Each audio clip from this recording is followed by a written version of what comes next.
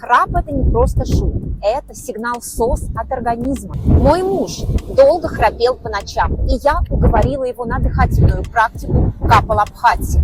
И вы знаете, что удивительно? Храп исчез за 3 занятия. Эта практика улучшает тонус дыхательных путей, активизирует диафрагму, помогает свободному дыханию во сне. Иногда решение проще, чем кажется. Нужно просто правильно дышать. А если хочешь получить эту практику, напиши слово «дыхание» в комментариях.